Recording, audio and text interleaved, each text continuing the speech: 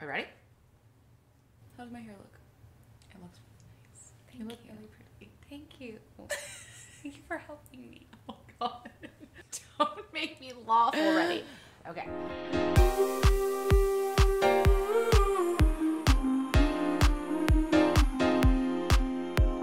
Hello, I'm Isabel. And I'm Jessica. And this is The Greatest Genre, aka Romantasy, where we will be dissecting and fully fangirling the exhaustive works of Sarah J. Maas, starting with A Court of Thorns and Roses. Exactly. And today we'll be focusing on ACOTAR chapters 11 through 15. The first portion... Packed episode today! First portion of this episode will be completely spoiler-free. We're going to be speaking exclusively about the events that unfold within those chapters, sharing thoughts and analyses, and also referencing events from previous chapters. Second portion of today's episode will be a very different story. For those of you who have not already read all the way through ACOTAR, Tog, and Crescent City, and who do not want to be exposed to spoilers, stay away! We will give you very clear order / direction / command / announcement to exit the podcast. An alert in every sense of the word. You will know when we are entering spoiler land. So, yes, you most certainly will, because everything is on the table. Everything is on the table. Some quick housekeeping notes before we kick off today's episode. Firstly, please note that The Greatest Genre does, from time to time, contain adult content and adult language, as does the series itself. So, if you are not prepared for discussion about the effects of feral rage... Oh my God. And primal fury, then perhaps this is not the episode for you. Help me, I'm dying already. Definitely the episode for us. We are so excited. Secondly, if you have not already, please subscribe to our podcast and our YouTube channel. You can find us on Spotify and Apple Podcasts, but we do recommend our YouTube channel so you can see our faces. And we really love sharing our favorite fan art and other very important visual aids as we have these chats. Yes, it really just adds an awesome extra dimension to the discussion. So you should definitely check out our YouTube channel. Also, please follow us on your favorite social media platform. We're on Instagram at @the_greatest_genre, on Twitter at @the_greatest_genre, or you can email us at thegreatestgenre@gmail.com. Amazing. And finally, a request to please keep things kind. Yes.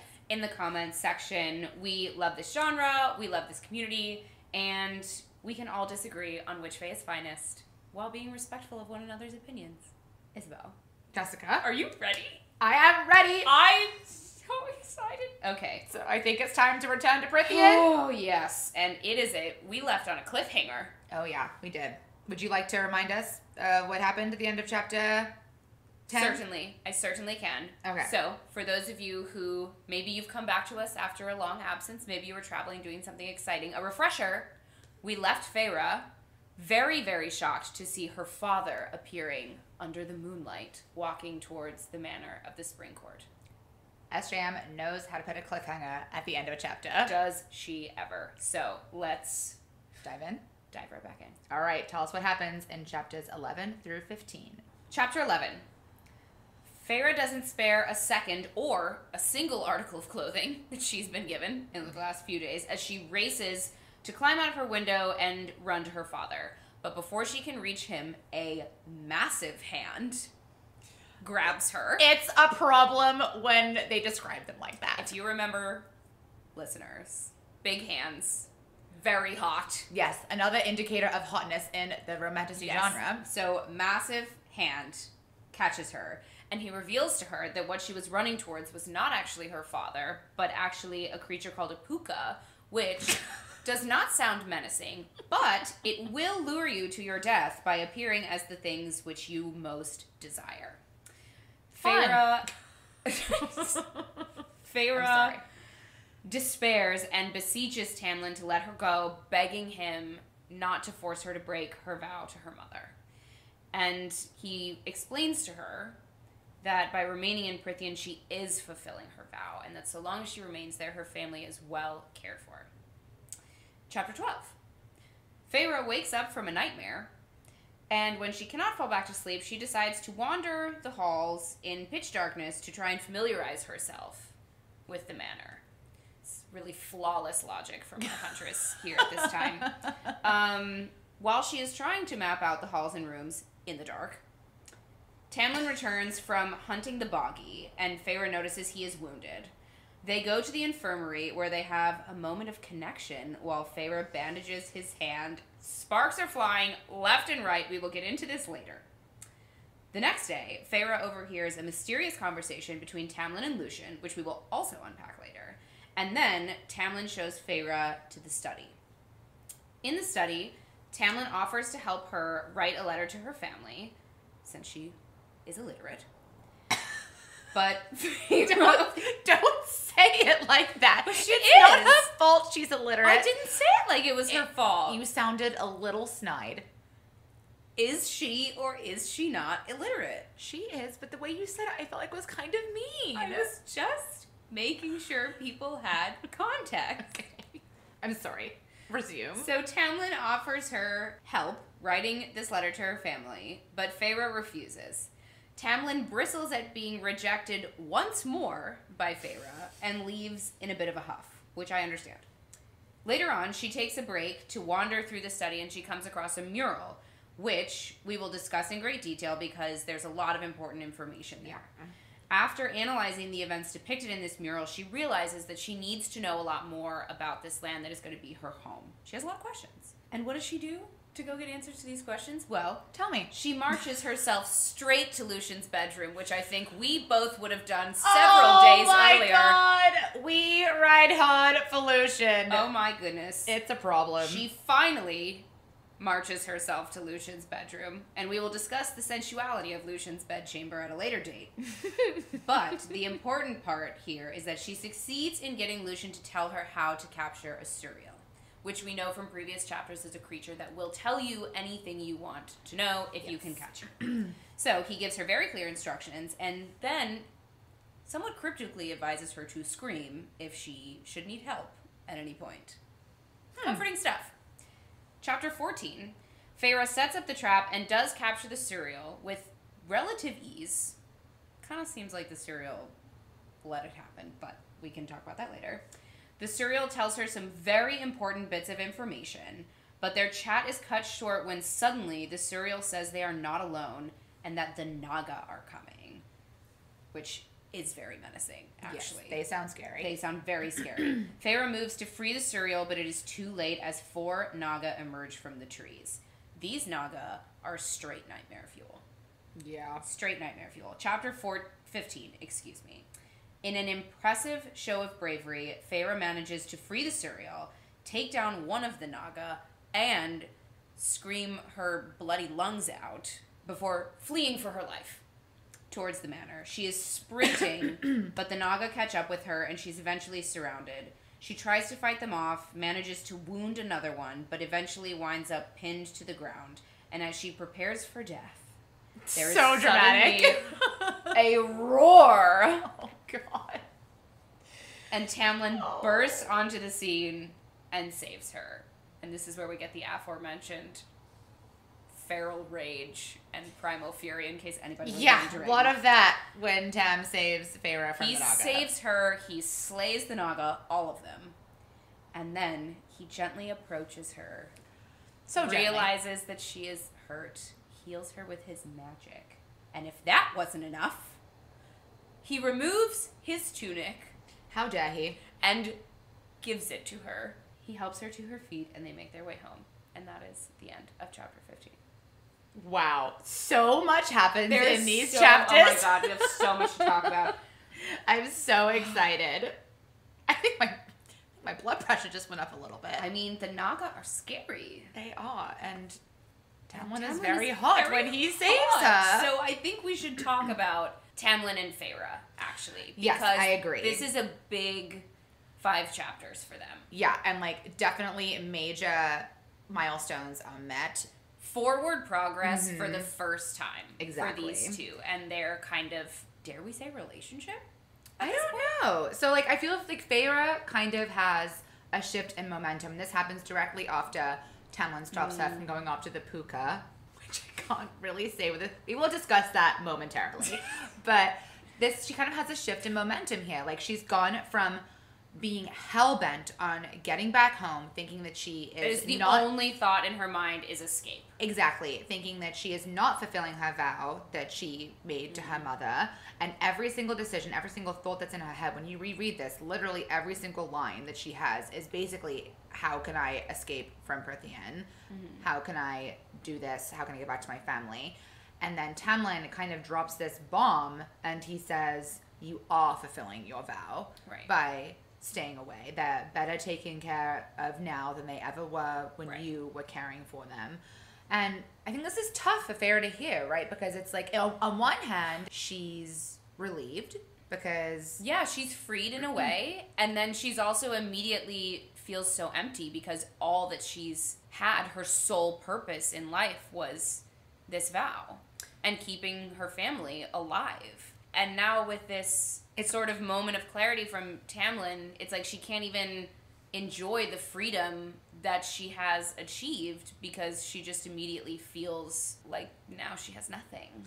Yeah, it's like a major, not just a momentum change, but like a directional shift for her as well. When you've been working towards something your entire life. Yeah. Had this one purpose. You haven't been allowed to have hobbies, like explore other things that you love, become really a person, like figure out who you are. Yeah. And now it's like she's allowed to do that all of a sudden, but it's like, oh, it's kind of an offhand comment that Tamlin made, like, they're well cared for, don't worry about it. And now she's like, oh my god, what do I do? Right.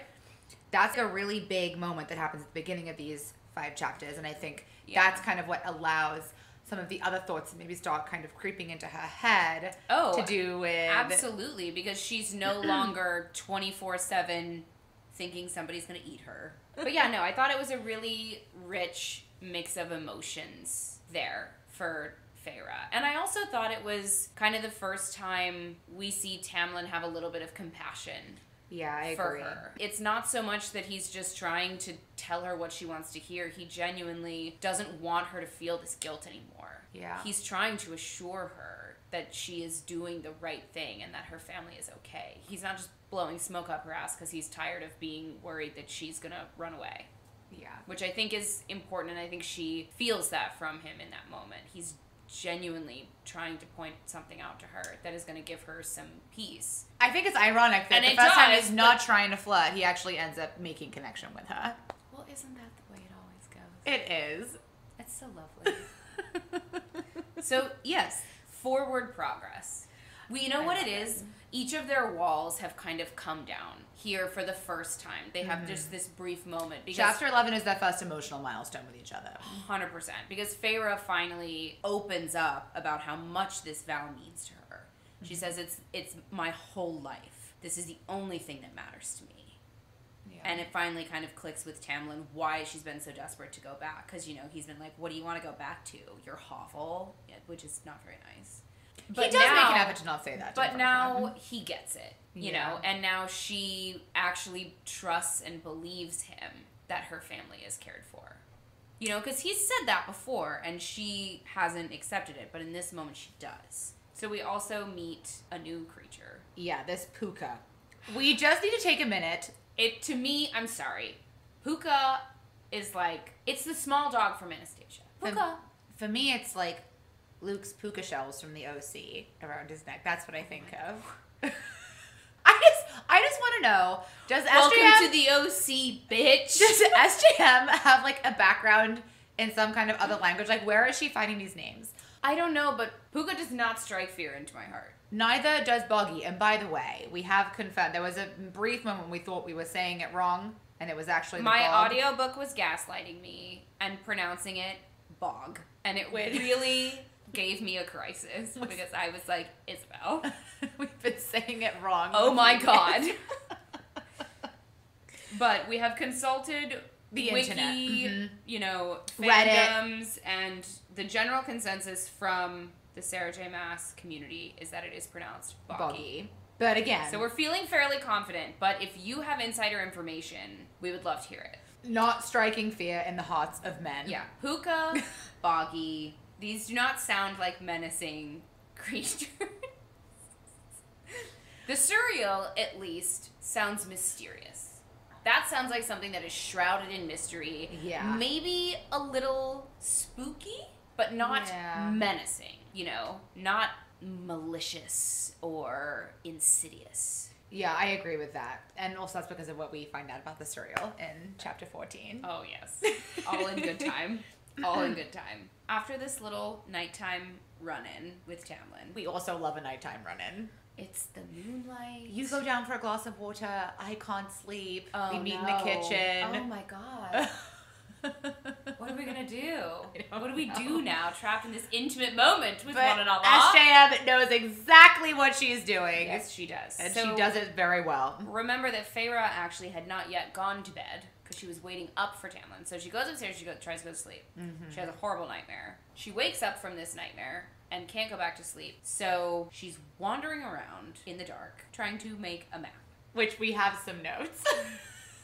It just seems to me like this is the worst possible time of day to try and do this. But I get it. She's up late. And the most important thing about what is about to unfold yes, is that Tamlin returns from his hunt. And he has in fact found and killed the Boggy. Oh my God.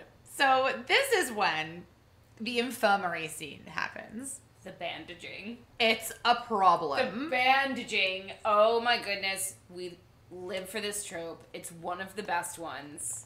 It's a classic for a reason. I'm pulling it up Feyre as we speak. notices that Tamlin is bleeding. And she's like, "You're hurt." So Tamlin arrives. Stuff. He is kind of slumped against the edge of the table. He's clearly been through something very traumatic. His eyes are on her like a brand. Like he is depleted of his energy. He has no space for the banter or anything right now. Mm-mm. It kind of comes down to this moment. Feyre just has to help him, and he just allows himself to be helped. And this is such a consistent win in this genre. This scene really gets my blood going every single time. It's fantastic. And like I said, it is a classic for a reason. This is, first and foremost, a wonderful, wonderful homage to Beauty and the Beast. Yeah. After he saves her from the wolves and she bandages his arms. Yes, it is. But, I mean, we get this in Outlander. Oh my God, that first Claire, scene and she has to set his shoulder. What's great is that normally the man has to be somewhat unclothed while this happens. It's true. We don't get that so much in this one because it's just his hand. But we do get it in Outlander. Jamie is somewhat halfway dressed. Mm-hmm. We also get it in Pirates of the Caribbean. He's technically bandaging her hand in that scene. It doesn't matter who is bandaging who. It's so great. There is a lot of eye contact. Blacksmith hands. They're so rough.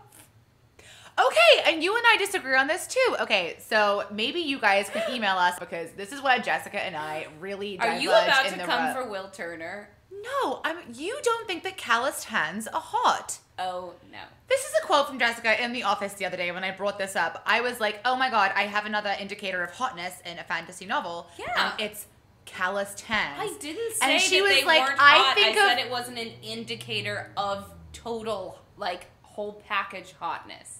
I don't know. It normally means they've been wielding weapons. And you were like, I just think of crusty old men. Or you said something like that. I said that.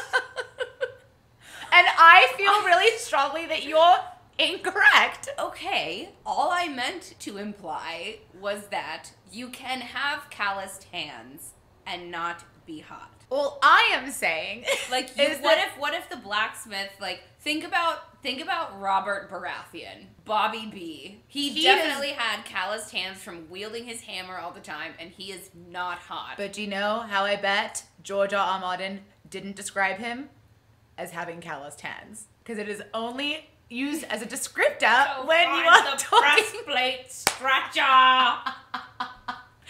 Someone only ever writes it when they are talking about a hot dude's hands. Okay, fine. You can be attracted to calloused hands. I'm not judging you. I'm just saying it doesn't do it necessarily. That descriptor alone. I just don't like it when we disagree. Doesn't immediately tell me that they are hot. It just tells me that they are very capable. like very gritty. But you like your men grittier than I do. This is very true. So this is where we diverge. Anyways, back to the bandaging, because we actually have some emotions here. Yeah, we do. There's some vulnerability where we at first sort of have our walls come down with the Puka situation. Yeah. We now actually, I think, have real vulnerability with the two of them. Yeah.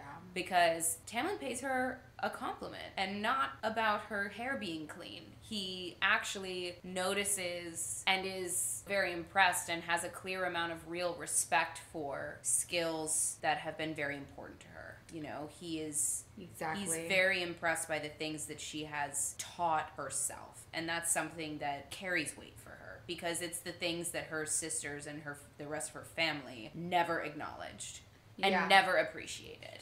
And I can read it out right here. He says, "You can't write, yet you learned to hunt, to survive.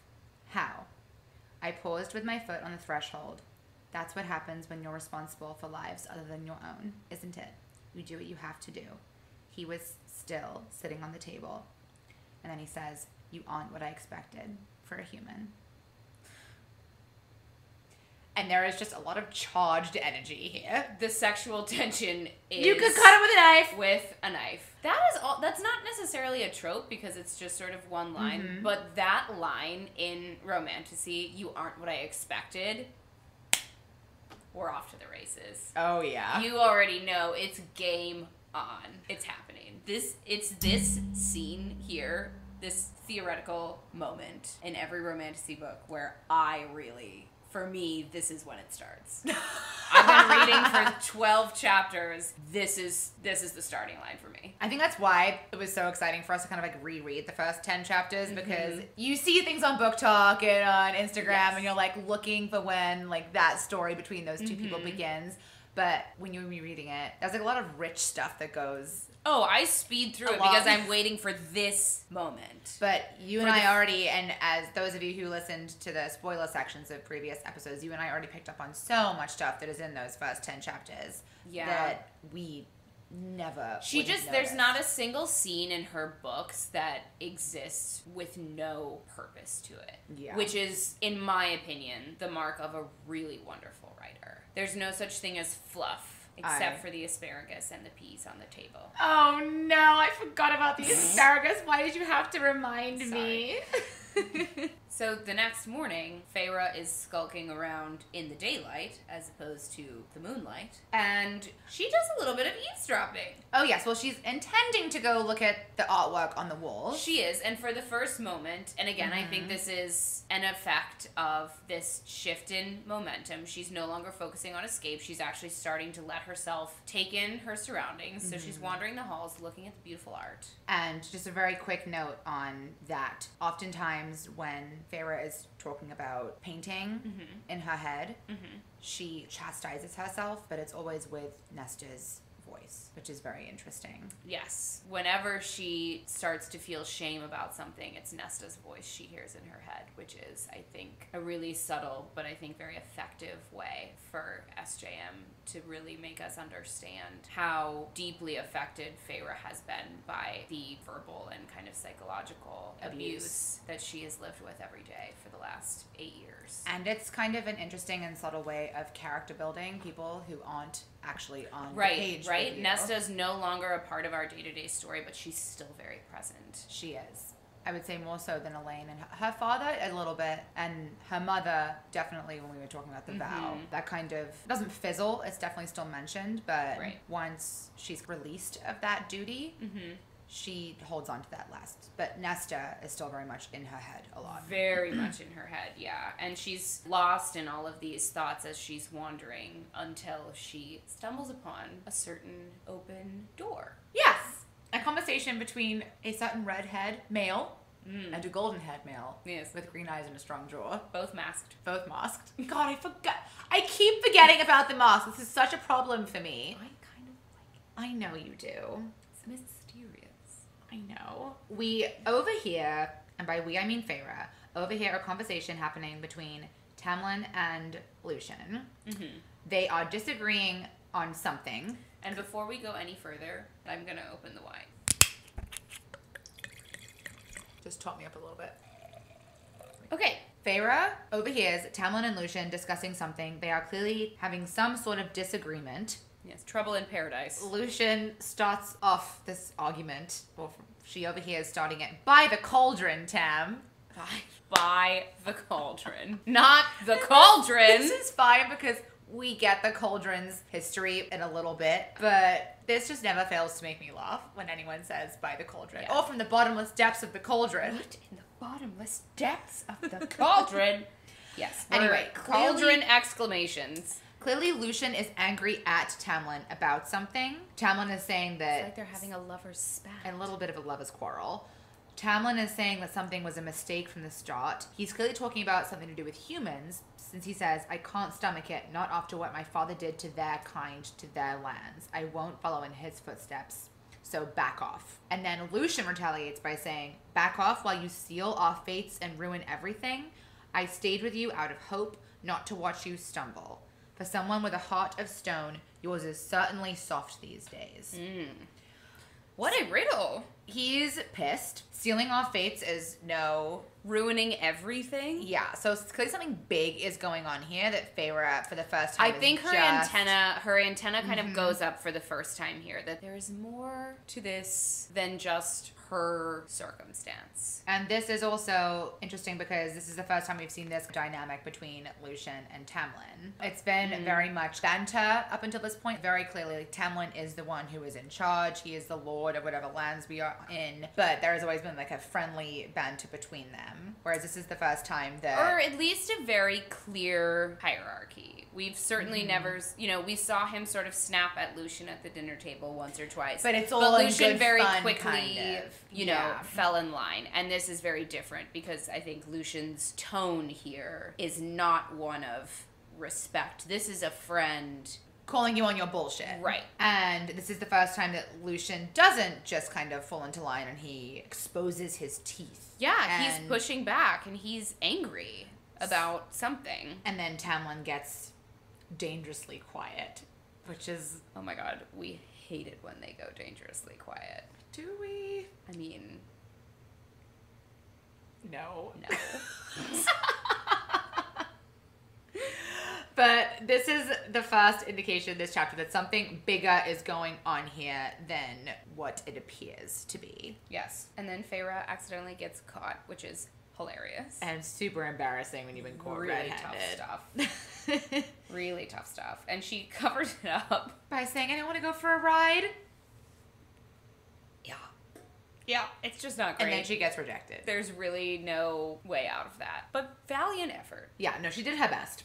Very tough look for Feyre. So And instead, then- what happens is Tamlin shows Feyre to his study. It's really more of a library, sounds like to me. And here she ponders how to get a message to her family. Yeah, she wants to write them a letter. She wants to try and warn them about the blight. And in this library/study, there is a mural. And before she finds the mural, we have another interesting exchange between Tamlin and Feyre. So he offers to help her write a letter. And Oh, she's yeah. like, no, I want nothing to do with you. Oh, yes, he gets rejected. He gets rejected again. And I think she's being a little bit unreasonable here. Tamlin very fairly points out that she seems to have accepted Lucien's company or Lucien's assistance with things, but she won't accept Tamlin's. And her response to Tamlin, I think, falls a little bit flat. It seems like kind of a hollow excuse to me. She says that Lucien doesn't pretend to be something he's not. And it's like, yeah. what? And so what has what do you Tamlin mean done by to that? indicate that he is being someone else? What is it that you think Tamlin is pretending to be? I think she's very weirded out by the shape-shifting because she's very fixated on the claws that hide under his skin. I think that's very metaphorical, that she feels like there's a lot that he's hiding, which, in all fairness, actually, now that I'm talking this out, you know, especially given what she just overheard, she probably does feel like he's hiding stuff. And he is putting on a front. And Lucien isn't in a position to be able to tell her whatever Lucien wants to tell her, or Right. he's not allowed to.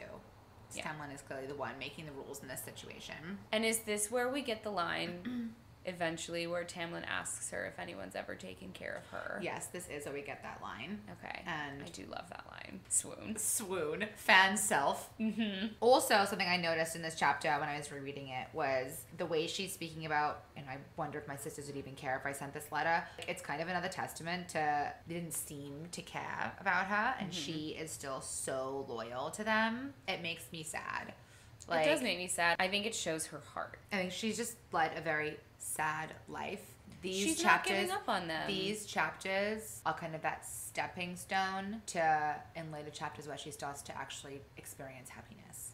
And she hasn't and this is a very big emotional I think so stepping too. stone to those, but she has to go through these little trials and tribulations as she gets there. No, it's a journey, and I think that's one thing that SJM writes exceptionally well. I think it puts her writing kind of in its own league, is the way that she writes the internal metamorphosis that a lot of her characters go through, especially her female characters. Yeah. She knows how to write about struggle. Yeah, she does. And I think that's why so many people, especially women, have fallen in love with her books. Not only because they're fun, they're romantic-y, but she speaks about the evolution between depression and healing yourself so well in that journey. Whether you've experienced that, or if you haven't experienced that, you've experienced something along the way. You can always identify with something that she is writing about. Yes, that's exactly what I was thinking in my head, because even though Feyre's specific circumstances and the specific struggles that she's going through, the way that SJM writes about how it feels is so relatable. And it's that catharsis that we talked about, I think, in episode 1, where everybody has felt like they have some sort of insurmountable obstacle that they can't overcome. You know, Feyre is trying to teach herself to write. Feyre is trying to leave behind the guilt that she feels about leaving her family. She's trying to overcome this terror of all of the things that she's now surrounded by. And the girl is 19. She's 19 years old. When I was 19 years old, I wasn't smart enough to be afraid of anything. A little fear would done you some good. Yeah. Yes. From what I heard, that is true. So we got this moment between Tamlin and Feyre. He then leaves after being rejected. Yes, and Feyre just pours her little heart into trying to learn all the words that she needs to learn to write this letter, which is so heartbreaking. It's so, I don't know why, it makes me so sad. I think it's because you and I reading, and I think the reason why this is so sad for everyone reading this book is reading has always been a huge source of joy for us. Yeah. And imagine not having that as a kid. Like, how many memories do you have? Well, it's also probably why she loved painting so much. Oh, now I get it. No. That was in real time. But it was even, like, the way that she described how it was so hard for her to, like, hold the pencil and how ugly, like, her letters were, you know? That would, well, it's that deep feeling of shame and embarrassment. She feels so ashamed. And shame is one of these central human emotions. And we've all felt it in some capacity. And it is just so tough. But I love the way she pushes through it always. Yeah. You know, Feyre does feel this shame about a lot of things, but she is so persistent. She just grits her teeth and pushes through it every time. And I think that's really inspiring to read. How to overcome adversity. But she does need a break. So she wonders. As she, you know what? She's under good wonder. Yeah. And she comes across this spectacular mural, and I am going and this is just packed with significant nuggets, so we want to make sure that we get them all down here. She sees this beautiful mural that depicts the story of Prythian. Origin story all the way through postmodern Prythian, if you will. We are going to discuss some of this in the spoiler section, so for those of you that have read this before, feel free to stick around for the spoilers at the end. There's a lot of richness. And for those of you who are reading it for the first time, maybe go back and read this portion again. I would just say pay attention. Again, SJM doesn't write anything without a purpose. Exactly. But the biggest takeaways for our immediate story here, I think, are A, all life began with the cauldron. It also tells us that there are 7 different courts, and it kind of goes through the descriptions of all of them. Yes, and she sees the way they're all laid out and where all the boundaries are. So she's getting a lay of the land really for the first time, not just in lore or in stories. Right. She's actually seeing it kind of. You know, it would almost be like reading through a history textbook of a place you've never been to before. And with really great illustrations. Yeah, which is good because she Can't read. There's also some depictions of the fairy human history and like the very bloody battles that were clearly raging on for a long time. It's very dark, very violent history, the fae and the human, which makes sense when we think about the first couple of chapters when all Feyre knew of the fae was that they were terrifying, brutal beings who, you know, had brutalized humans and kept them as slaves. For a very long time. No, they were slaves. And this is our first history lesson into Prythian. Like, we've seen the map at the beginning of the book. And again, such a great moment where the character is getting important context and we are riveted by it because this is not context for context's sake. This is a real moment that feels like organic. Something. It feels organic, and yet Feyre is getting vital information, and so are we, but we don't even notice that we're getting vital information. We're just kind of enraptured in this mural with Feyre. And that is damn good writing. It's really good writing. It's one of my favorite moments, actually. So I think the last thing to note here is that she sees all of Prythian in the tiny scrap of land down below, and then the Fairylands. This is the map that we put up at the beginning of episode 1. So it's the same thing. And then we've got a small island called over Hybern. off to the left called Hybern. But as many answers as it gives her, it also leaves her with a lot of questions. And because she still wants to gather all the information, Feyre being who she is, she seeks out Lucian to ask how she might trap a Suriel. Cue commentary on Lucian's bedroom. Okay. Shall I just pull it up so we can read? I mean, yes, I would really love to hear the description of what Lucian looks like in his bedroom, actually, specifically. But it's interesting to note, too, that Feyre has now decided that she cannot rely on Tamlin or Lucian for sort of straight, full answers. No, never. So she has decided that she needs to go out and find these answers for herself from a source that she can trust is not going to withhold information from her. So first of all, she knocks on his doors and he says, "Come in, human." It's just Why the is it sass. so hot when he says it? It's because Lucian is the hottest one. I know that we're supposed to love Tamlin, but I'm sorry, I don't know what it is about Lucian. He just wins for me. It's his snark. Read about the hair. I eased open the door. The room was similar to mine in shape, but was bedecked in hues of orange and red and gold, with faint traces of green and brown, like being in an autumn wood. But while my room was all softness and grace, his was marked with ruggedness. Oh my god. Why is a rugged room my god. so attractive? It's just so masculine. In lieu of a pretty breakfast table by the window, a worn work table dominated the space. Oh my god. Covered in various weapons. Oh no. That's also very attractive. Just, I would have stood there in the door like this. It was that and he promptly sat. forgotten Oh wait, you're gonna why die. I was you're there. Gonna die. Get ready. It was there he sat, wearing only a white shirt and trousers, his red hair unbound and gleaming like liquid fire. Not the unbound hair. I imagine him with I imagine him with braids sometimes too. I just think that his long hair is so sexual.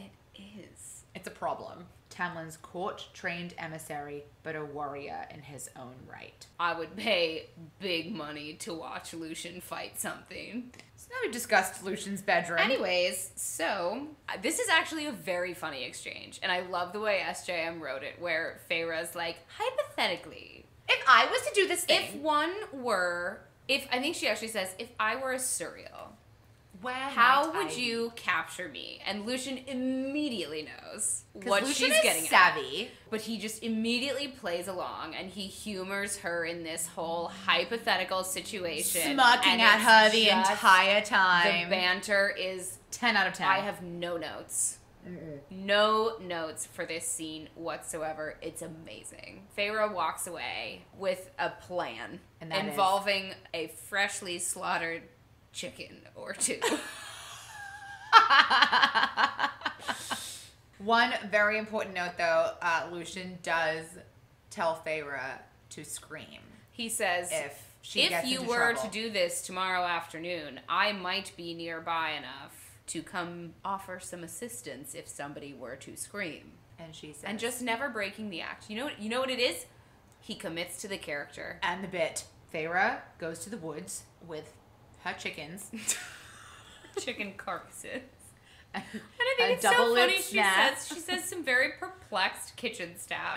Like, to be fair, if somebody just showed up in my kitchen and was like, I need some freshly butchered chicken. Also, imagine it, and they're like, want me to make you chicken? And she's like, no, I just want the dead chickens. So she takes said dead chickens into the woods and she manages to capture a Suriel. It takes her basically no effort. Yeah.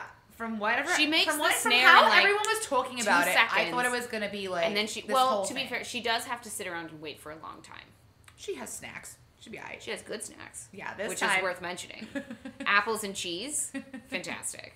That is exactly what I would think would be in a rucksack in a fantasy realm. We've come a long way from the meats and sauces. I mean, it's better than peas. It's better than peas and nondescript fish and asparagus. And asparagus. No, apples and cheese is stamp of approval. I'm feeling good about it. So she's waiting for the cereal who she captures while snacking on apples and cheese. You think we learned a lot from the mural? Big bomb drop from the cereal.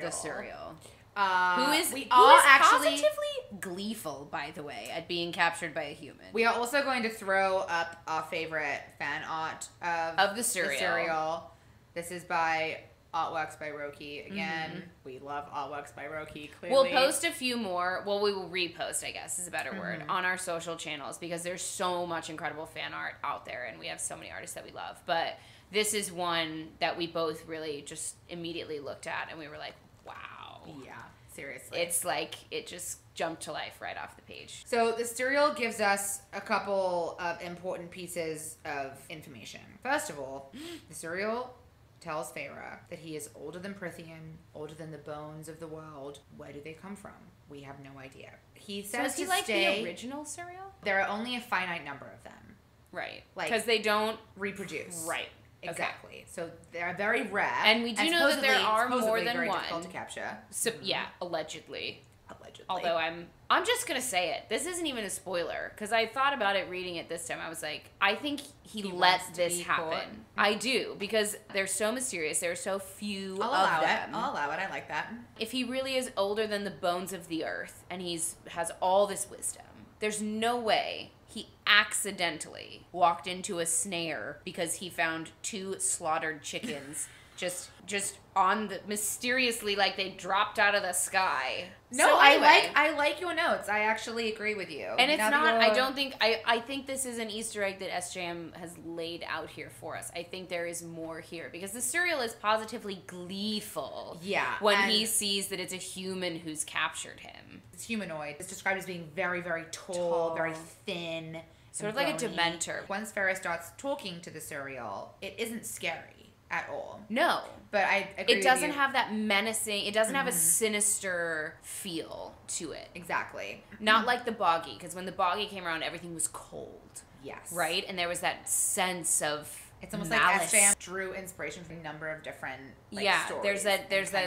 yes. Mixed them all together. Now Feyre does say that all of the other woodland life sort of scattered away and went very quiet because the cereal is a predator at the end of the day. But this is different. And also Feyre has proved herself to be maybe not the same. She doesn't react the same way that other people would react to things. That's true because she's faced her fair share of scary fear things in the past. So coming back, the cereal is tickled that it was captured by a human, and seems really all too happy to stop just divulging information. Now it does it challenges her to ask slightly better questions.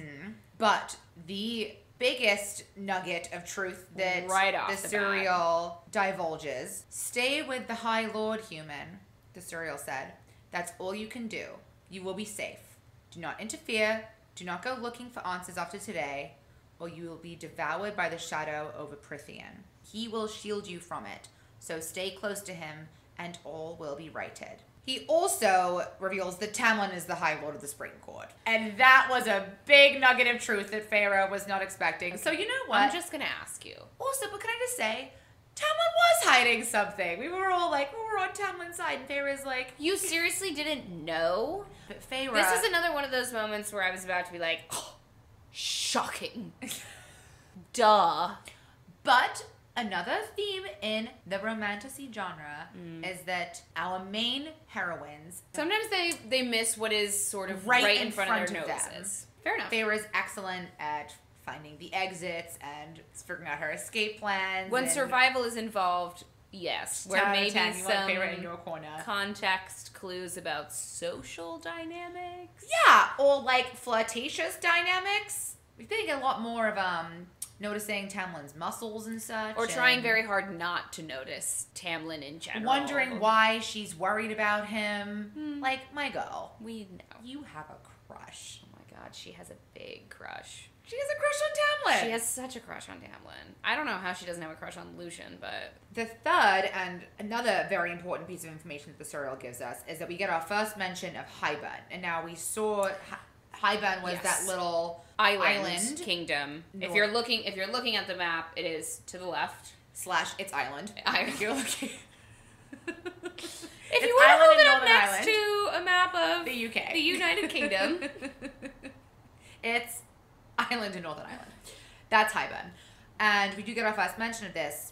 Apparently, 100 years ago, they started getting antsy over in Hybern. So Hybern is clearly separate from Prithian. Yes, and ever since the treaty, ever since the end of the very, very bloody war over human slavery, he has been unhappy. He was not pleased that he had to give up his slaves, and I'm actually pretty sure he just sort of exterminated them all. Yeah, I'm pretty sure that's what happened too. And so if he can't have them as slaves, he just slaughtered them all, and he's been sulking and brewing and plotting over there on his island for 100 years. And then about 5 decades later, the serial tells us, so 50 years ago about from where we are in the story now, they started they being Hybern, they started infiltrating various fairy courts. Something clearly started happening about 5 decades ago when one of Hybern's commanders, called the Deceiver, betrayed him and went off to do whatever it is they were doing.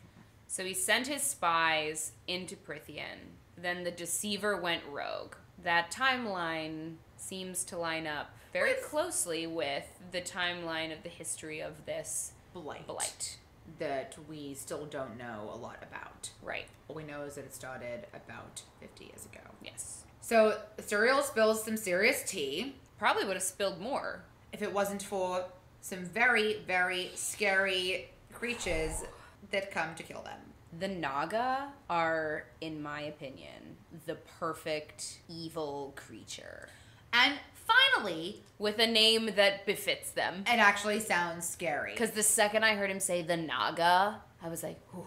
I mean, listen to this. The Naga were sprung from a nightmare, covered in dark scales and nothing more. They were a horrendous combination of serpentine features and male humanoid bodies whose powerful arms ended in polished, black, flesh-shredding talons. Yuck. I don't know why they remind me of like hellhounds, but like, do you know what I just thought of that's going to kind of ruin this for us? Oh, Jessica, don't say it. I thought of Randall from Monsters, Inc. But like really scary. Scary Randall? Yeah, like if Randall was Randall really scare you scary. as a kid? I mean, he wasn't like Sully. He's scaly and sinister. But imagine if Randall was like huge and like black and had really sharp teeth and horrible talons. Feyre frees the cereal, which she did not have to do. She could have left the cereal and just run and hoped that they would have stayed to take the easier prey. But she did, in fact, free the cereal, which then places the target solely on herself. Because the cereal vanishes immediately. So she screams. As instructed. As instructed, she screams, and then she runs. She runs, and she puts up a hell of a fight. Well, it's kind of like we get an indicator of she has been honing her survival skills and her quick thinking since she was, how old? 11? Well, she doesn't panic. No, she just goes straight into, fight, and then I'm gonna flight. She fights and flights at the same time, And she is so switched on while it's happening. She's like, this is what I have to do to survive. You know what she does here? She levels up. Oh, 100%, because we've been spending all of these chapters with her thus far. She's terrified, she's second-guessing herself, she's shaming herself, she's guilty, she's constantly kind of tearing herself down. And she's also playing her cards very close to her chest, being very careful about what she says out loud. Again, always thinking of survival, how she's coming across. Yep.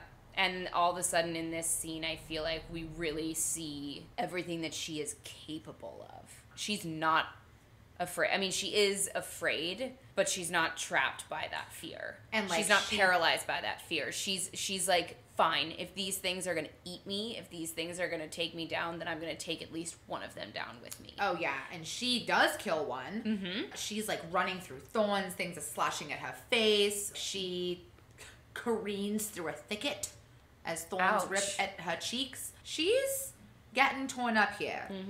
But, of course, these things are large and scary and serpentine and very, very fast. And eventually they do kind of catch up to her. She doesn't go down without a fight. She tells one to go to hell. Also, just nightmare fuel, the idea of being trapped and pinned to the ground. And told that you're going to die a very slow, painful death. Horrible. Really not fun. But just as she thinks that she is about to die, after she's been told she's going to be bled nice and slow. So sadistic. As the Naga's talons wiggle. Not the wiggling talons. The wiggling talons. The Naga opened his mouth again, and a bone-shattering roar sounded through the clearing, only it hadn't come from the creature's throat. This is that moment. This is even better than the bandaging trope. Yeah, the moment. This is the rescue. Where you finally see, oh, that's what this person I've been crushing on is capable of. Well, and she knows he's the High Lord now. Yeah. Which makes it all the more exciting for us. So Tamlin just shreds these Naga Shreds through them. With ease. He kills them. It's very impressive. And Feyre is just shaking on the ground, recovering from her almost death. Can't even get up. It's, traumatizing. It's very traumatizing. Incredibly The adrenaline is out of control. And then once Tamlin has disposed of the Naga, he gently approaches her. Yes, but forget not that there is still primal fury and feral rage burning in his eyes. Feral rage smoldered in his gaze. Oh no. It's a problem. It's a huge problem. Why are we so attracted to acts of violence when they're done in the name of love? Listen, once again, the damsel in distress trope, it's a classic for a reason. Listen, it's the whole sweep you off your feet thing. It's the romantic at heart. It's just, it's good stuff. And also, it's the way that they go from tearing the world apart. Oh, and they're so scary and to being like, oh my god, are you okay? And what can I do for you? And completely melting for you. Oh. It's so good. I think that my blood pressure changes as I read these things. He hasn't even taken off his tunic yet. Yeah, so he then, because Feyre's... Oh my god, wait, first he unbuckles his baldric slowly, doesn't he? While he's looking at her. Talking to her. Yeah, it's a problem. And then he, without being asked, because Feyre's tunic is apparently shredded from the Naga, he just takes his shirt off and he gives it to her. And she ignores the cut of his muscles beneath his white shirt. So this is something else we got to discuss. As if. She, in these 5 In order chapters, to ignore them, you have to first acknowledge them. Let me just say that mentions of Tamlin's muscles Several times. increased by like 300% during these say 5 chapters. 3x increase in mentions of Tamlin's physique. It is And like when he comes back from hunting the boggy, she's like, oh my god, I forgot how huge he is. Feyre, you are horny. Just admit it. It's okay. But it's even just enough to have a crush like that, because oh my god, intense crushes are so, like, being in their presence is so overwhelming. Oh my god. Do you remember in high school when like you would Oh like, my god, you yes. get your schedule and like you wonder who was in your class and if your crush is in the same class My as you? crush was in my driver's ed class, and we sat next to each other, and I was burning red every single day, the entire class, and like, God forbid the teacher should call on me because I was like so scared to say anything. Like, couldn't form actual words. No, my mouth went so dry and my face went beet red. That doesn't surprise me. It was all over my face all the time. I was always the girl in middle school too. Like, everybody could figure out who I liked all the time. Because if I was ever partnered with them in class for anything, I would just get so red. Oh, Jessica. It was so embarrassing. So, like, to have a crush on a High Lord, I feel for her so much, because that would just be so intense. Oh, God. Yeah, she's received a lot of information very quickly, and then he just busts out of the trees and saves her from and she's certain covered death. in, like, gross, nasty Naga guts, and her shirt is all torn up. And then he puts his hand, like, on her face. Oh, my God, and he heals her. For those of you without the I'll visual be with aids, you in a moment. Jessica has slumped back in her chair. It's unclear if she'll be joining us. It's fine. Oh, it's a problem too when they heal you. Have we shown our favorite fan art of Tamlin yet? Oh no, but we'll put that up. Dominique Wesson, you are ugly. If you're not familiar with her yet, and if you are in the market for hard copies of ACOTAR, we highly recommend that you look up Dominique Wesson's dust jackets. Yeah, she knows what she's doing. I love her, her Instagram page. artwork. I think it is so beautiful. Her Tamlin especially is so good. So Tamlin saves Feyre.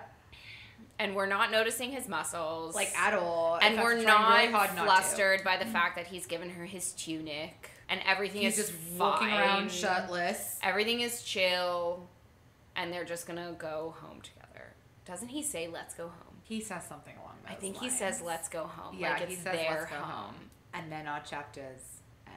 This so is much the best happens. one yet. I know. This is because, you know why? This is where it starts to get really good. I knew. I said that earlier in this episode. I was like, this is the starting line for me. All right. So if you are still with us, we are at this time going to transition out of our main section and into our spoiler section. Thank you so much for listening. If you are tuning out at this time, we cannot wait to discuss. Yes, please come back. We're going to do 16 through 19. It's enough already that we ask our listeners to be listening to us for an hour.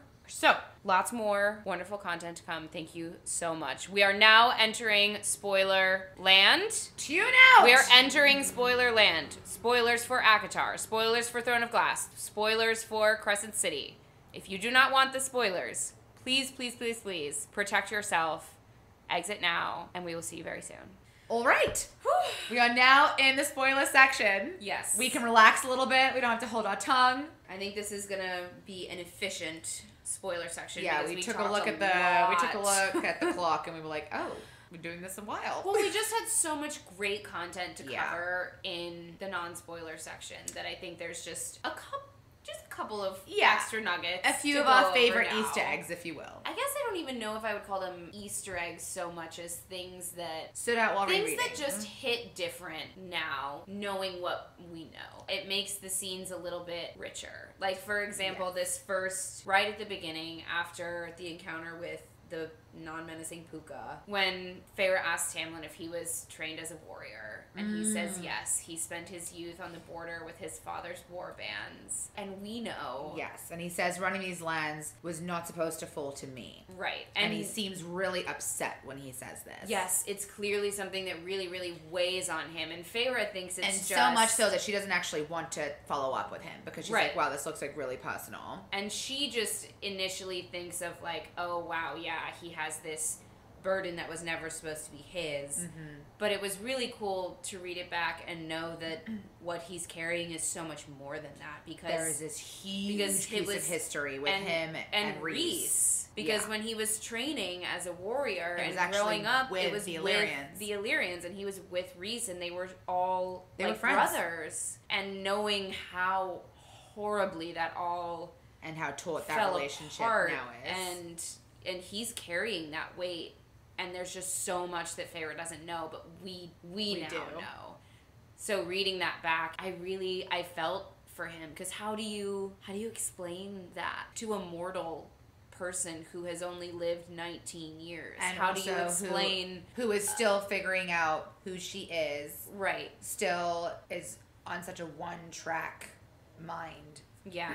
She's just found out that she no longer has to uphold this vow, so her world's being turned upside down. Now is not the time for this story. But it's like Feyre does immediately notice like something here is... She picks up that there is a weight that he's carrying, and she just has no idea how immense it is. And it's just so fun going back and reading this, because I actually do believe, given everything we know about Tamlin Leda, and I still do believe that this is a huge regret of his, how this all turned out.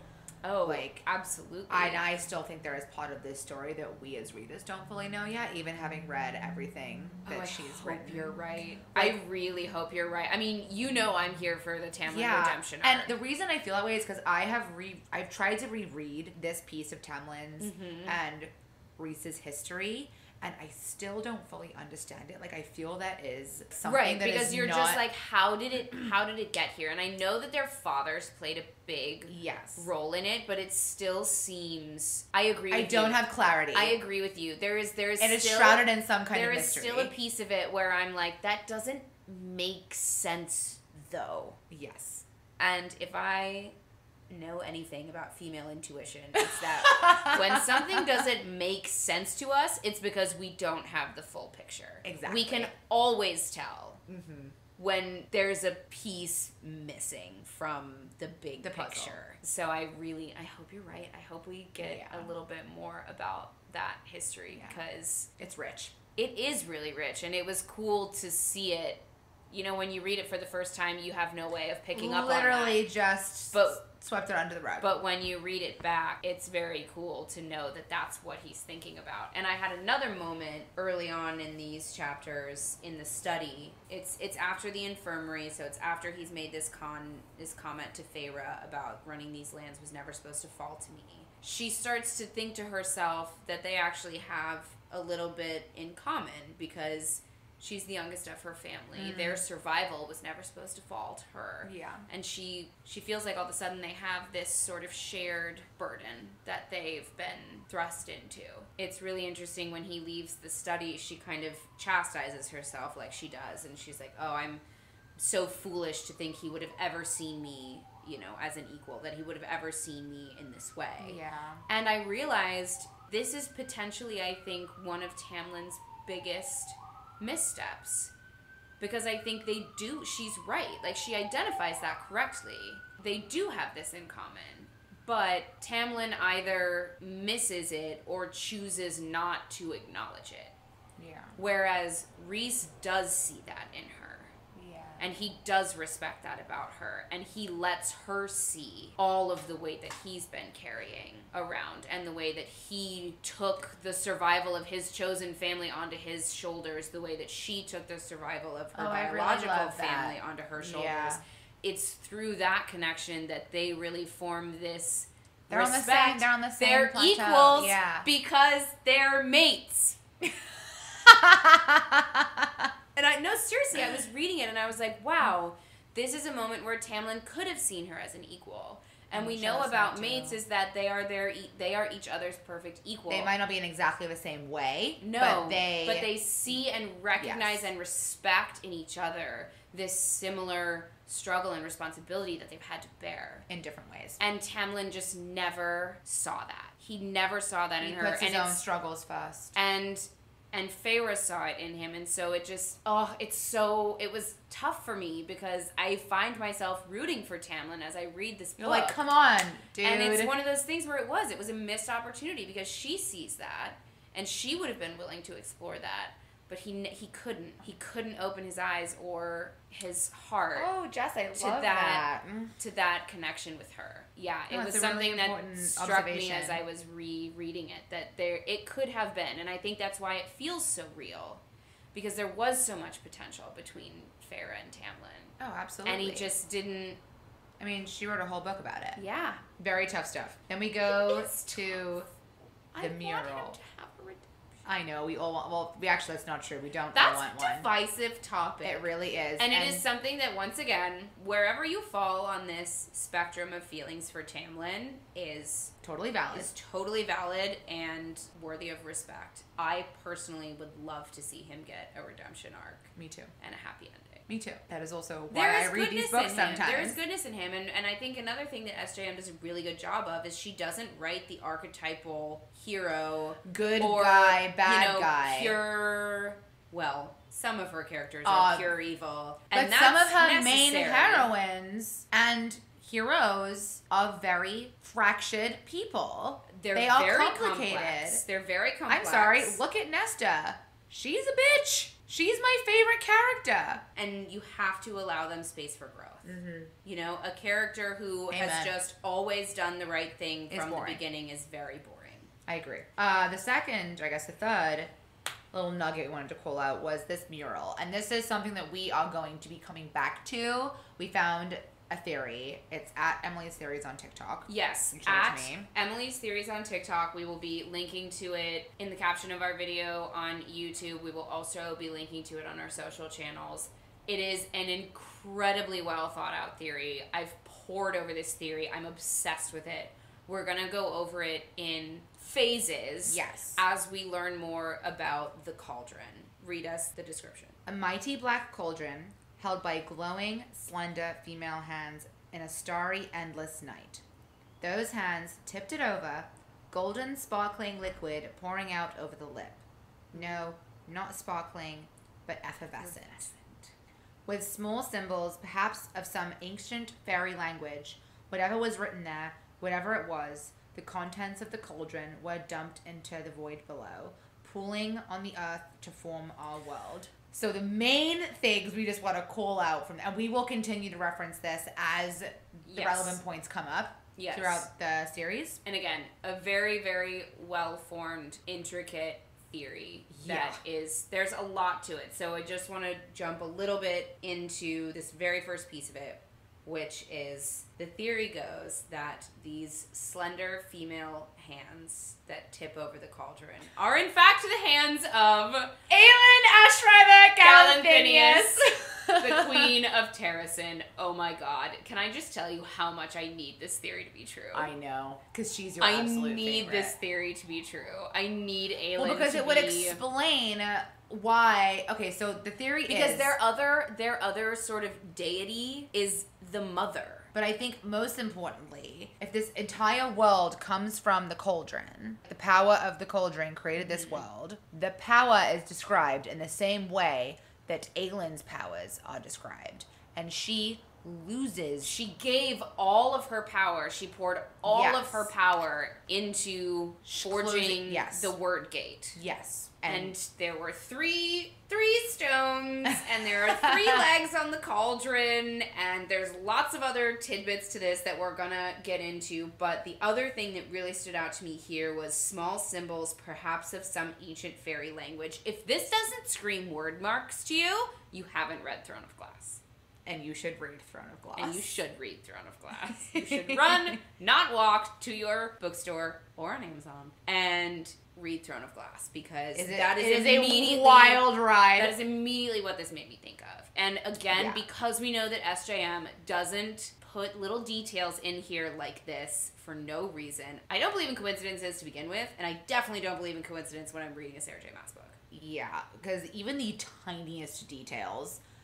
Even while rereading stuff, I don't notice details that she drops in. I know. And then she has the big reveal, and you're like, seriously, I reread that? I didn't even notice that? Yeah. And it all seems so clear at the end. Right. So, I agree. Not a mistake. Yeah. So, again, we will link to this full theory because it's really, really good. And if you all have other theories about the cauldron, about the multiverse, please send them in to us. We are always looking for more. Yeah. And I am trying to limit my time on TikTok these days because there's only so many hours in the day, and it's just very easy to get sucked in.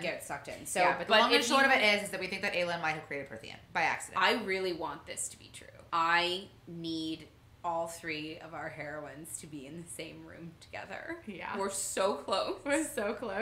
Okay. Anyways. We are running out of time, so let's continue on to a very quick little note, but one extra note about Lucian's bedroom, because we just can't stop talking about Lucian's bedroom. Because it's we so all hot. want to be that. We couldn't say this in the non-spoiler section. It is our first nod to Lucian's heritage, aka the Autumn Court. Yes, it is. Which is interesting because you really only ever hear Lucian talk about his upbringing and his family with disdain. Mm-hmm. I mean, he speaks about a lot of things with disdain, which we love about him. It is his modus operandi. But it was interesting to me reading this because it's like he clearly misses it. It's his bedroom. This is where you spend over a third of your life. This is supposed to be your sacred place, your peaceful place, and he has decked his out in green and brown and red and gold. But he never like an autumn wood. ever expresses a wish to anyone to go back. His inner sanctum, his private space, he has very intentionally made to feel like he's home. The Autumn Court.